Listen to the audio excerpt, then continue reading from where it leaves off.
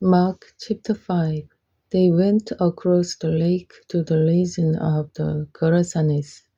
When Jesus got out of the boat, a man with an impure spirit came from the tombs to meet him. This man lived in the tombs, and no one could bind him any more, not even with a chain, for he had often been chained hand and foot. But he tore the chains apart and broke the irons on his feet. No one was strong enough to subdue him. Night and day among the tombs and in the hills, he would cry out and cut himself with stones. When he saw Jesus from a distance, he ran and fell on his knees in front of him.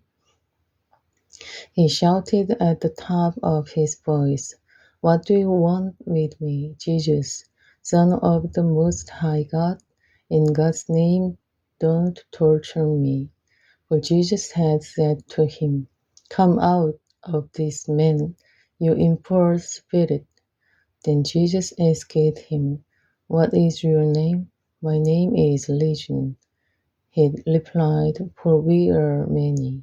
And he begged Jesus again and again not to send them out of the area.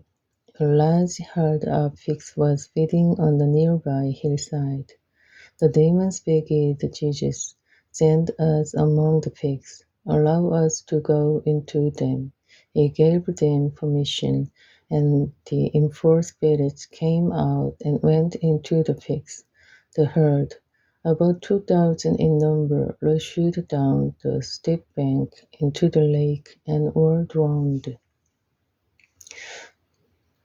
Those tending the pigs ran off and reported this in the town and countryside, and the people went out to see what had happened. When they came to Jesus, they saw the man who had been possessed by the legion of demons sitting there, dressed and in his right mind, and they were afraid. Those who had seen it told the people what had happened to the demon-possessed man and told about the pigs as well. Then the people began to plead with Jesus to leave their region. As Jesus was getting into the boat, the man who had been demon-possessed begged to go with him.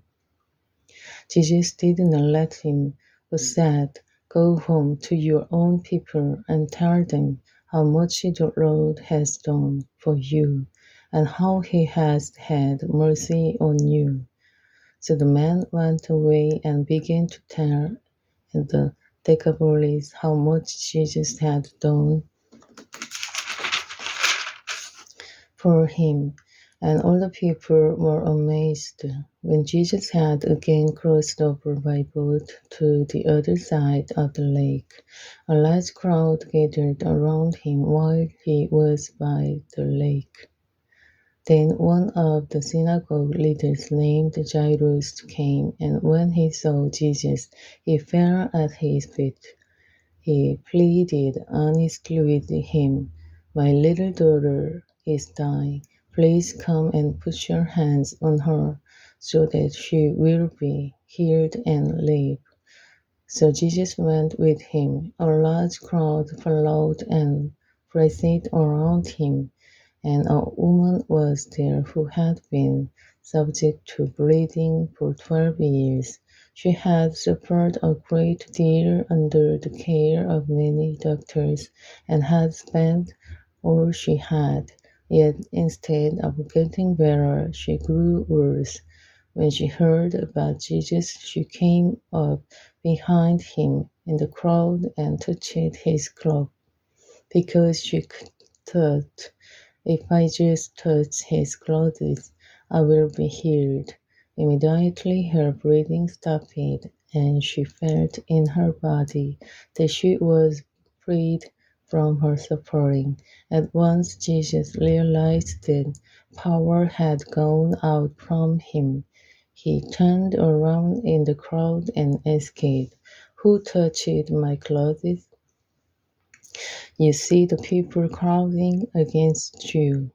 His disciples answered, and yet you can ask, who touched me? But Jesus kept looking around to see who had done it. Then the woman, knowing what had happened to her, came and fell at his feet and, trembling with fear, told him the whole truth. He said to her, "Daughter, your faith has healed you. Go in peace and be freed from your suffering." While Jesus was still speaking, some people came from the house of Jairus, the synagogue leader. "Your daughter is dead," they said. "Why bother the teacher anymore?" Overhearing what they said, Jesus told him, "Don't be afraid, just believe." He did not let anyone follow him except Peter, James, and John, the brother of James.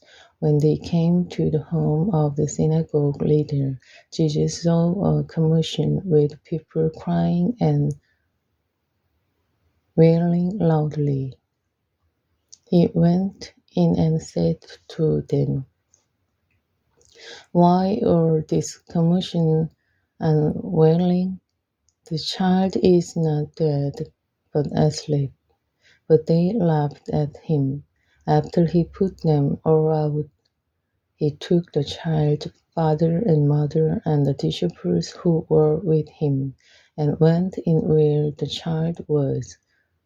He took her by the hand and said to her,